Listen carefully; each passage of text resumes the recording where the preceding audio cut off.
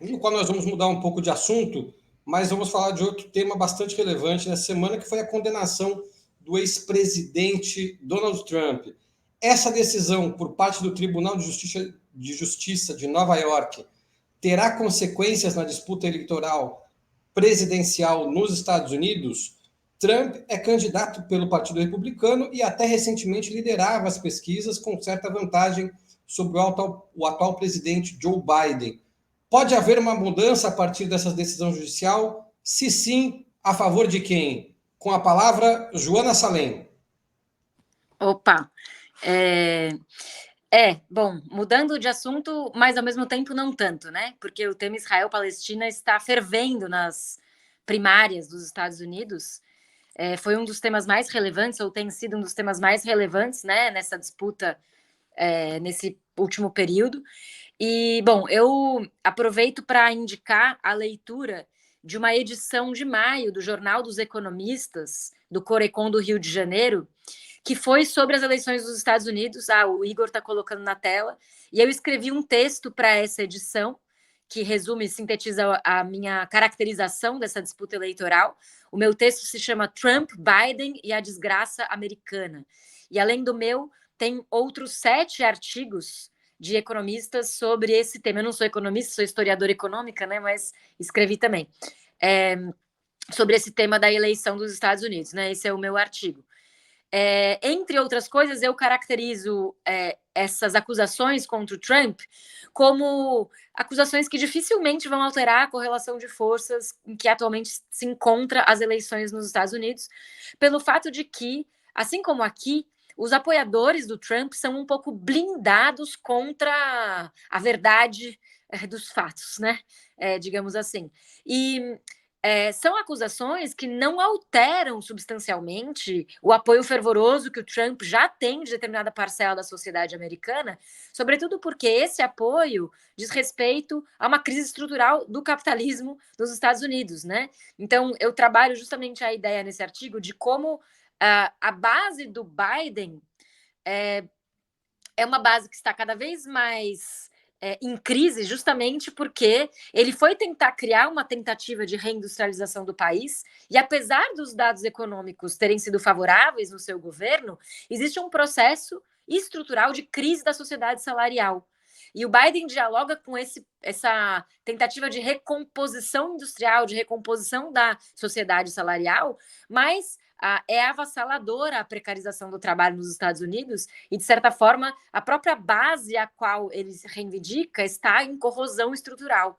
E essa base em corrosão estrutural, que é uma classe média, média-baixa, assalariada, que perdeu muitos dos seus mínimos direitos existentes no capitalismo dos Estados Unidos, é uma base que tem caudalosamente composto as bases sociais frustradas e antissistêmicas, entre aspas, né, do trumpismo, né, que são bases sociais muito vinculadas com esse desamparo que a sociedade estadunidense produz, cada vez com mais intensidade e com mais força. Então, eu faço uma análise das eleições à luz da crise do mundo do trabalho nos Estados Unidos, né?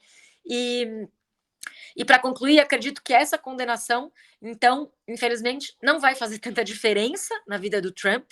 O Trump tem uma enorme força nessa eleição, é muito provável que ele ganhe. Enquanto isso, o Biden tem sido contraposto pelo voto nas primárias, né, que ainda estão em curso até daqui a pouco, pelo voto chamado uncommitted. Quer dizer, ele não tem um concorrente à altura. Então, o que acontece é que alguns militantes progressistas da base dos democratas estão fazendo voto uncommitted, que é quase como dizer, olha, eu prefiro ninguém do que esse cara aí. E a maior parte dos votos uncommitted são votos contra a participação dos Estados Unidos na guerra israelense contra os palestinos, né? Então, o movimento pró-palestino nos Estados Unidos está tão forte que tem abalado a popularidade do Biden nas próprias primárias, contra quem ele não concorre com ninguém, praticamente. Né? E isso tem gerado essas pequenas inflexões simbólicas ou retóricas do Biden em relação a esse assunto, muito embora, como a gente já falou, o dinheiro estadunidense continue fluindo. Recomendo muito essa edição, não só pelo meu artigo, sobretudo pelos outros 7 artigos que estão muito bons também. E já me despeço de vocês, que vou precisar sair um pouco mais cedo hoje. Agradeço a todos e boa noite aí para todos. Um beijo, gente. Obrigado, Joana. Com a palavra, Leonardo Sacramento. Bom, eu vou tentar me fundamentar naquilo que saiu em pesquisa, né? Quando eu me deparei com essa questão, ao longo do dia, eu fui tentar procurar, né, algumas informações, algumas pesquisas sobre a percepção do voto, enfim, daqueles que vão votar, né, já que o voto não é obrigatório. E aí eu encontrei uma pesquisa recente que eu acho importante, né, feita pelo Centro de História Presidencial da Universidade Metodista do Sul, dos Estados Unidos, em que, feito apenas com republicanos, né, em sua convenção, mas isso faz muito tempo, né? Então vou falar de uma faz muito tempo e uma mais recente, né? Lá na convenção, que foi ano passado, né?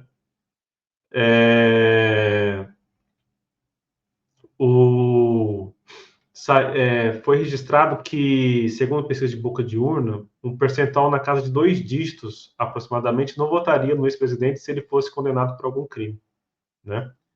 Então, nas primárias de março, na Carolina do Norte, 32% dos eleitores republicanos também disseram que Trump não estaria apto à presidência se ele fosse condenado.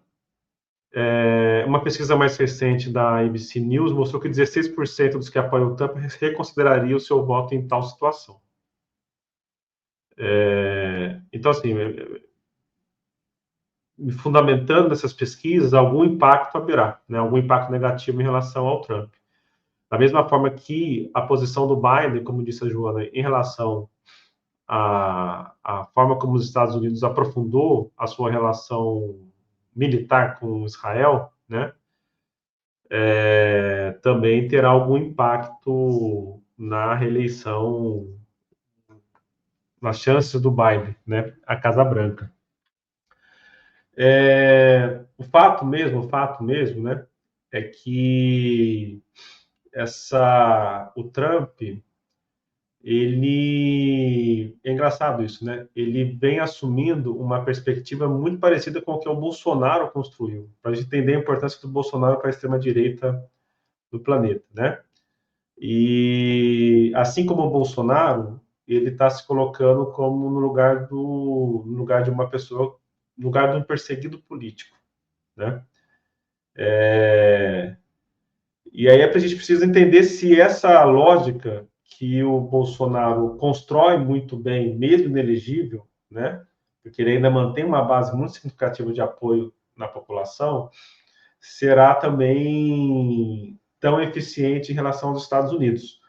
O que também eu pude ver, né, em algumas reportagens que tratavam da reação de republicanos mais radicais, referenciando aqui do que a Joana falou, né, tem uma base, e que de fato é uma base que pode acontecer o que for, não será alterado, né, mas essa base não é uma base de 50%, né, da população norte-americana, não é uma base de 100% dos republicanos, mas essa base é uma base que relembrou, né, a necessidade de ter ações mais radicais caso de fato Trump não possa ou ele seja ele tenha consequências negativas em relação à sua candidatura. Na reportagem que eu li hoje, no 247, essas pessoas, elas são, em sua grande maioria, elas estão organizadas em milícias, né? Aquelas milícias, aquelas organizações paramilitares de direita, sobretudo do sul dos Estados Unidos, né? Estado de Texas, Massachusetts, Texas, Flórida, etc. Então, é algo que, a meu ver, vai aprofundar a crise política norte-americana, né? De uma maneira bastante significativa ao longo desse ano, né? O que não significa, como alguns estão aventando, que seja de fato o declínio derradeiro do Império norte-americano. Mas eu acho que, de fato, é um dos sintomas de uma crise que vem desde 2008, da bolha da especulação imobiliária, que não se resolve e que hoje tem consequências políticas muito negativas para o papel que os Estados Unidos exercem sobre o planeta. Obrigado, Leonardo. Júlia Almeida, você tem a última palavra nesse programa. Vou aproveitar aí a última palavra para, antes de fazer a resposta, fazer apenas uma breve nota de memória, né? A Nora Cortinas, que é argentina, faleceu essa semana, né, com 94 anos, e a gente está aqui num episódio falando bastante de memória, do sentido, né, da resistência, e ela foi uma das fundadoras das Mães de Maio, né, uma lutadora incansável pela memória, pela justiça, né, e que estava aí fazendo frente ainda bem velhinha ao governo Milei, né, ao combate à extrema-direita. Então, eu acho que vale uma homenagem, uma lembrança, né, a essa perda daqueles que dedicaram uma vida, né, em torno da luta aí social, política, exatamente contra, né, essa violência, essa prática de extermínio que a gente falou tanto hoje. E respondendo à pergunta, né, eu acho que ainda está indeterminado, efetivamente, os impactos eleitorais da condenação de Trump. E eu digo isso porque, embora me pareça que as pesquisas prévias, né, como o Leonardo falou, disseram que poderia ter uma certa carga negativa, né, para o Trump, eu acho que isso vai depender muito da capacidade de disputa sobre essa narrativa ainda, né? E ela vem se dando, e eu acho que ela vai se dar aí até as eleições, né? Eu digo isso porque eu, pelo menos, fui muito surpreendida durante o governo Bolsonaro com alterações de reações que a gente esperava, né, da sociedade brasileira e do próprio eleitorado do Bolsonaro, né? Existem formas, né, de disputa dessa narrativa que eu acho que a gente às vezes subestima e que estão dentro de uma nova tecnologia, né, também comunicacional, que precisam ser observadas aí. E eu digo isso porque esse fato ele vai ter impacto, sobretudo, entre dois tipos de eleitores, né, os indecisos e os eleitores de Trump. Eu acho que os eleitores de Trump, né, eles podem ter duas reações aí, né, uma do desânimo, da apatia eleitoral por conta, né, de tensões e condenações com Trump, e a outra reação é a radicalização política, né, como a gente já vem vendo, inclusive, nesse episódio. Essa narrativa contra o judiciário, inclusive uma narrativa de que Biden está financiando um judiciário para caçar a candidatura de Trump, para impedir Trump, né, o Trump se coloca como um criminoso, como alguém que está sendo perseguido politicamente, né, inclusive fazendo comparações com Mandela, enfim, com outras figuras históricas aí, né, da luta pela resistência. Eu acho que ela, dentro da construção de narrativa da extrema-direita, ela tem, né, uma determinada capacidade, né, de impacto. Então, me parece que monitorar um pouco qual vai ser esse impacto dessa disputa é fundamental, inclusive pelo que a Joana falou, né, no sentido de que a narrativa ela também está sendo disputada, o caldo político que está disputando isso são as condições econômicas, né? E condições econômicas que, embora com alguma melhora, né, na economia, é isso, a precarização do trabalho e da vida é uma realidade, né, na sociedade norte-americana. Então, a gente precisa entender que... E é curioso isso, né? Até a Joana falou aqui antissistêmico, né? Essa coisa da antipolítica da extrema-direita, que não é anticapitalista, né? Não é contra o sistema no sentido contra o capitalismo, mas ela é contra essa democracia liberal e é uma determinada forma, né, de organização social, né, que vigorou durante muito tempo no capitalismo e significa mais capitalismo, né? Significa mais neoliberalismo, significa mais violência, um capitalismo mais violento, né? Essa é a aposta dessa extrema-direita de uma maneira geral. Então, eu acho que a gente precisa esperar para ver esse efeito. E me parece que, para os indecisos, isso também vai ter a ver com essa capacidade de disputa de narrativa e com a sensação, porque não é só a materialidade das condições econômicas, né? Mas também com a sensação que essas condições econômicas elas vão ter até a eleição. E só para fechar, Biden também perde apoio interno, né, que é essa questão que a Joana falou, daqueles que não, né, só não querem repudiar Biden nas primárias, também pela questão da Palestina, né, aí, e de Israel, porque, né, os mais críticos aí à questão da Palestina votam, né, em democratas, né, como regra aí, né, ou então em partidos até mais radicais.